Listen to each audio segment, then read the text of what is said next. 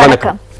நீங்கள் இணைந்து கொள்வது நியூஸ் ஃபர்ஸ்டின் பிரதான செய்திகளுடன். உங்களுடன் இணைந்து கொள்வோர் சந்திரிகா ஆறுமுகம், சிஸ்ரகுமார் கிருஷாந்த் ராஜ். இன்றைய விரிவான செய்திகளுக்கு செல்லும் முன்னர் தலைப்புச் செய்திகள். கொரோனா பகுதியில் உணவு ஒவ்வாமையினால் 350க்கும் அதிகமானோர் பாதிக்கப்பட்ட சம்பவத்துடன் தொடர்புடைய உணவு விநியோகத்தர் கைது. ஹெரோயின் வைத்திருந்த குற்றச்சாட்டில் கைது செய்யப்பட்ட வெல்லம்பெட்டி போலீஸ் நிலைய பொறுப்பதிகாரி பணி நீக்கம். வரவு செலவு திட்டம் தோற்கடிக்கப்பட்ட ஹோமாகம பிரதேச சபையின் தவிசாளர் இன்று சபைக்கு வருகை. கடுபல பிரதேச செயலாளருக்கு இடமாற்றம் வழங்கப்பட்டதாக குற்றம் சாட்டி ஆர்ப்பாட்டம். 5ஆம் ஆண்டு புலமை பரிசில் பரீட்சை தொடர்பில் இன்று பரவலாக பேசப்படுகின்றது. இந்த விடயம் பாரிய சர்ச்சையை ஏற்படுத்தியுள்ளதுடன் பலருக்கு எதிர்பார்ப்பையும் தோற்றுவித்துள்ளது.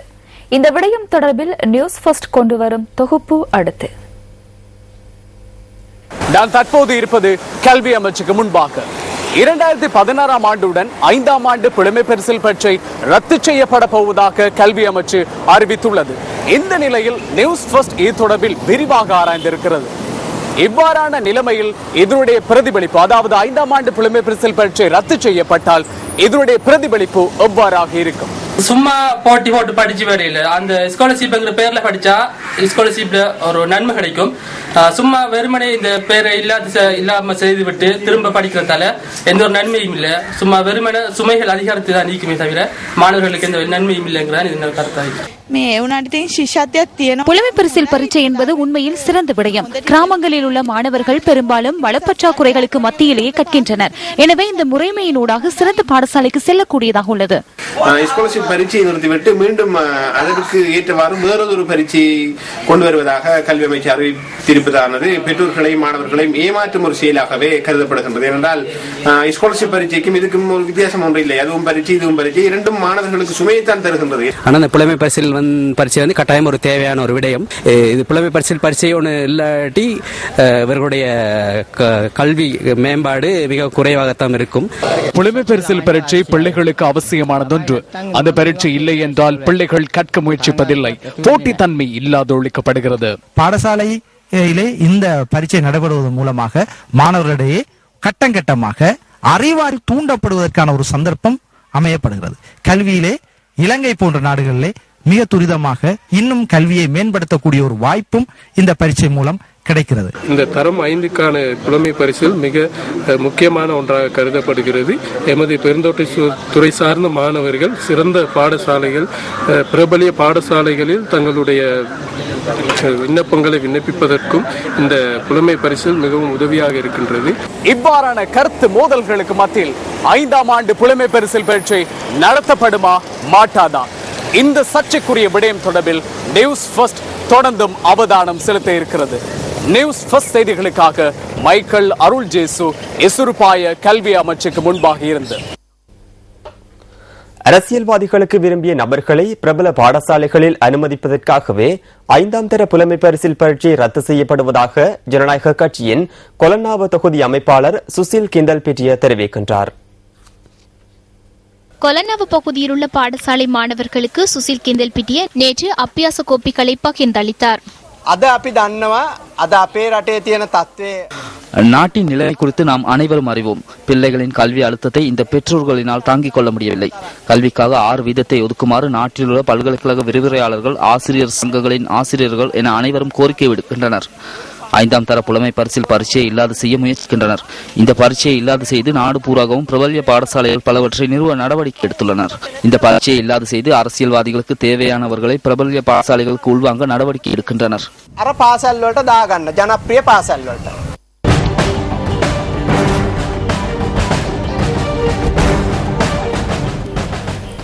வடமாகாண முதலமைச்சர் சி.வி. விக்னேஸ்வரன் ஜனாதிபதி மஹிந்த ராஜபக்சவை இன்று சந்தித்து கலந்துரையாடியுள்ளார்.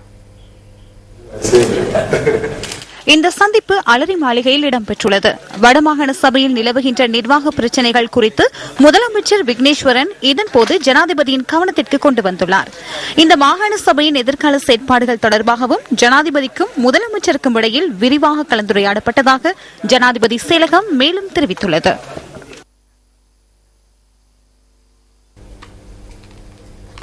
உணவு ஒவ்வாமை காரணமாக 350க்கும் அதிகமானவர்கள் சுகவீனமடைந்த சம்பவம் தொடர்பில் விரிவான விசாரணைகள் ஆரம்பிக்கப்பட்டுள்ளன. ஹொரணை பிரதேச ஆடை தொழிற்சாலை ஒன்றின் பெண் ஊழியர்களே உணவு ஒவ்வாமையினால் சுகவீனம் அடைந்துள்ளனர். இவர்கள் ஹொரணை, ஹோமாகம மற்றும் பாதுக்க வைத்தியசாலைகளில் சிகிச்சை பெற்று வருகின்றனர்.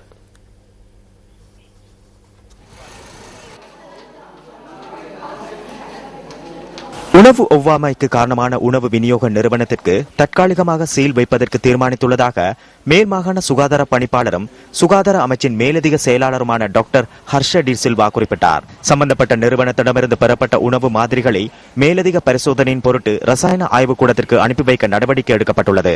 இதுவரை கண்டறியப்பட்டுள்ள விடயங்களின் பிரகாரம் கோழி இறைச்சியில் அடங்கியிருந்த ஒருவித விஷ பதார்த்தமே உணவு ஒவ்வாமைக்கு காரணமாக இருக்கலாம் என சந்தேகிப்பதாக சுகாதார அமைச்சு தெரிவித்துள்ளது. இந்த சம்பவத்தில் சுகவீனமுற்ற சுமார் 200 ஊழியர்கள் ஹொரணை வைத்தியசாலையில் அனுமதிக்கப்பட்டுள்ளனர். 150 பேர் வரையில் ஹோமாகம வைத்தியசாலையில் சிகிச்சை பெற்று வருகின்றனர். உணவு ஒவ்வாமை ஏற்படுவதற்கான காரணம் யாதென ஆராய்வதற்கான விசேட ரசாயன ஆய்வுக்கூட பரிசோதனைகள் முன்னெடுக்கப்பட்டு வருகின்றன. இதேவேளை ஆடை தொழிற்சாலைக்கு உணவு விநியோகித்த நிறுவனத்தின் உரிமையாளரான கொட்டாவை பகுதியைச் சேர்ந்த ஒருவர் கைது செய்யப்பட்டுள்ளதாக போலீஸ் ஊடக பேச்சாளர் குறிப்பிடுகின்றார்.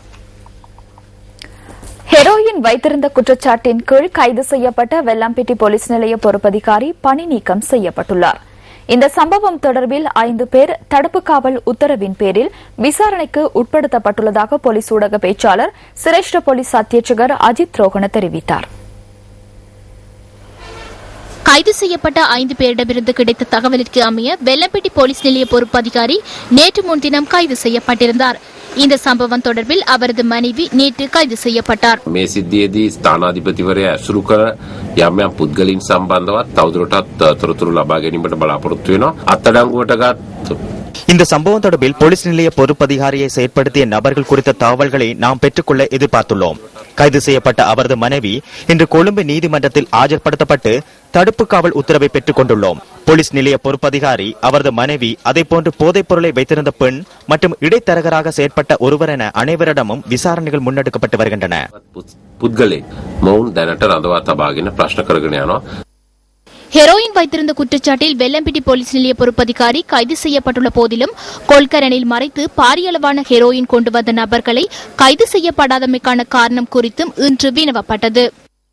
මේ වන විට මෙම සිද්ධියට අදාළව இந்த சம்பவம் தொடர்பில் 2 இலங்கை பிரஜைகளும் ஒரு பாகிஸ்தான் பிரஜையும் கைது செய்யப்பட்டு விளக்கமறியலில் வைக்கப்பட்டுள்ளனர். அதேபோன்று இந்த சம்பவத்துடன் தொடர்புடைய சர்தாரி கான் சர்வதேச போலீசாரின் வேண்டுகோளுக்கு அமைய பாகிஸ்தான் போலீசாரால் கைது செய்யப்பட்டு விளக்கமறியலில் வைக்கப்பட்டுள்ளார். கைது செய்யப்பட்டுள்ள 3 பேரை தவிர போதைப் பொருளை இறக்குமதி செய்த நபருக்கு எதிராகவும் சட்ட நடவடிக்கை எடுக்கப்படும். அது குறித்து விசாரணை நடத்தப்படுகின்றது. මත්කුඩු ලබා ගැනීමට සිටි අනවුන්ට විරුද්ධව ඔවුන් පිළිබඳව අපි දැන් සොයාගෙන யாழ்ப்பாணத்தில் நடைபெற்ற 2 நிகழ்வுகளில் வடமாகாண ஆளுநர் ஜி.ஏ. சந்திரஸ்ரீ கலந்து கொண்டிருந்தார். வடமாகாண அரசு திணைக்களங்களில் 147 சாரதி வெற்றிடங்கள் காணப்படுகின்ற நிலையில் முதற்கட்டமாக 97 பேருக்கு இந்த நியமனம் வழங்கப்பட்டுள்ளது. சாரதி தரம் 3 அடிப்படையில் இவர்களுக்கு ஆளுநரால் நியமனம் வழங்கப்பட்டுள்ளது. இந்த நிகழ்வில் மாகாண சபையின் பிரதம செயலாளர் உள்ளிட்ட அதிகாரிகள் பலர் கலந்து கொண்டிருந்தனர். இதேவேளை கடந்த உயர்தர பரீட்சையில் தேசிய மற்றும் மாவட்ட ரீதியில் முதல் 20 இடங்களை பெற்ற வடபகுதி மாணவர்கள் மாகாண ஆளுநர் ஜி.ஏ. சந்திரஸ்ரீயினால் இன்று கௌரவிக்கப்பட்டனர். ஆளுநர் அலுவலகத்தில் இடம்பெற்ற இந்த நிகழ்வில் கல்வி அமைச்சின் செயலாளர், மாகாண அரச உயரதிகாரிகள், பெற்றோர்கள் மற்றும் பாடசாலை அதிபர்கள், மாணவர்கள் உள்ளிட்ட பலர் கலந்து கொண்டிருந்தனர். இதன்போது 5 ஆங்கில ஆசிரியர்களுக்கான ஆசிரியர் நியமனங்களும் ஆளுநரால் வழங்கப்பட்டன. யாழ்ப்பாணத்தில் இன்று நடைபெற்ற ஊடகவியலாளர் சந்திப்பில் வடமாகாண சபை உறுப்பினர் அனந்தி சசிதரன் கலந்து கொண்டு கற்றுக்கொண்ட பாடங்கள் மற்றும் நல்லிணக்க ஆணைக்குழு தொடர்பில் கருத்து தெரிவித்தார்.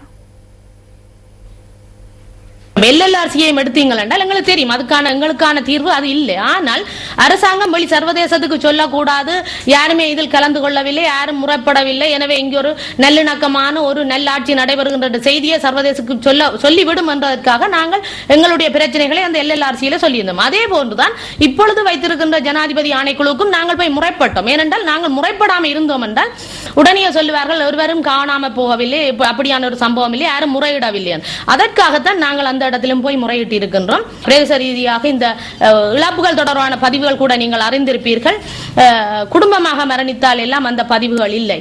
மற்றது காணாமல் போனவர் என்றால் அது காணாமல் போனவருடைய தாய் தகப்பன் முறப்பட வேண்டும், சகோதரி முறப்பட இயலாது. ஆனால் இது ஒரு சரியான தரவாக அமைய மாட்டாது. இதை நாங்கள் நிராகரிக்கின்றோம். இந்த பதிவு உண்மையில் சரியான செய்தியை வெளி உலகத்துக்கு தெரியப்படுத்த போறது இல்லை.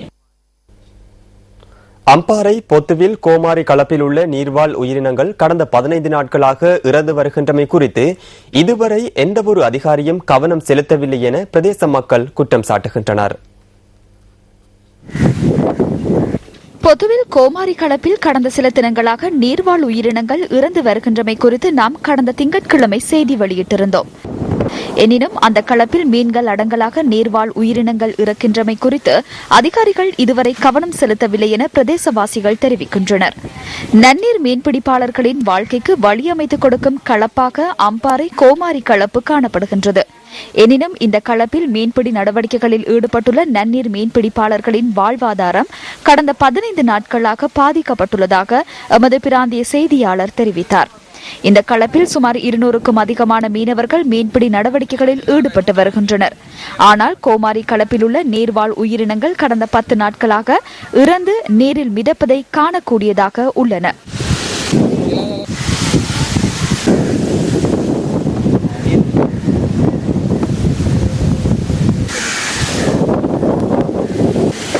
மீன்கள் மாத்திரமின்றி தவளை, பாம்பு போன்ற நீர்வாழ் உயிரினங்களும் இறந்துள்ளதாக அறிய கிடைக்கின்றது. எங்களுடைய மீனவர்களுக்கு கடுமையான பாதிப்பு ஏற்படுது. தொழில்கள் இல்லை. மீனவருக்குரிய நன்மை கருதி எங்களுடைய மோத்துவாரத்தை வெட்டி அதுக்குரிய தண்ணி அகற்றி தந்து எங்களுடைய மீனவர்களை தொழிலை மென்மேலும் திருப்தியடை செய்வதற்கு உதவ வேண்டும் என்று நாங்கள் கூறிக்கொள்கின்றோம். இதேவேளை கடந்த 15 நாட்களாக தமது வாழ்வாதாரம் பாதிக்கப்பட்டுள்ளதாக நன்னீர் மீன்பிடிப்பாளர்கள் கவலை தெரிவிக்கின்றனர். இதுவரைக்கும் சம்பந்தப்பட்ட அதிகாரிகள் எங்களுடைய இந்த மோத்துவாரத்தை வெட்டுவதாக கூறியிருந்தார்கள். ஆனால் இதுவரை காலமும் வெட்டவில்லை. மீனவர்களுடைய தொழில் பாதிப்பு அமைந்திருக்கிறது என்பதை நாங்கள் இந்த இடத்தில் தெரிவித்துக் கொள்கின்றோம். எவ்வாறாயினும் இவ்வாறு மீன்கள் இறப்பதை தடுப்பதற்கான நடவடிக்கைகளை மேற்கொண்டுள்ளதாக பொத்துவில் பிரதேசத்துக்கான கடற்றொழில் பரிசோதகர் தெரிவித்தார். கிராமப்புறம் என்பதனால் இந்த இயந்திரத்தை பெற்றுக் கொள்வதில் ஒரு சிரமம் இருப்பதனால் இன்று இந்த இயந்திரத்தை பெற்று இந்த மோத்துவாரத்தை வெட்டுவதற்குரிய ஆயத்தங்களை செய்து கொள்வோம் என்றும் இதற்கு பண ஒதுக்கீடு பெற்றுக்கொள்ள ஆர்டிஎஸ்சியிடமும் பிரதேச தவிசாளரிடமும் பெற்றுக் கொண்டிருக்கின்றோம். இதேவேளை கோமாரி களப்பில் மீன்கள் இறக்கின்றமை குறித்து கடற்றொழில் திணைக்களத்தின் கல்முனை அலுவலக உதவி பணிப்பாளர் கே செல்வராஜாவுடன் நாம் தொடர்பினை ஏற்படுத்தினோம். சம்பவம் குறித்து நாரா நிறுவனத்துக்கு அறிவித்துள்ளதாகவும் இது குறித்து உடனடி நடவடிக்கை எடுக்க உள்ளதாகவும் அவர் கூறினார். விளம்பரங்களின் பின்னர் நியூஸ் ஃபர்ஸ்டின் பிரதான செய்தி தொடரும்.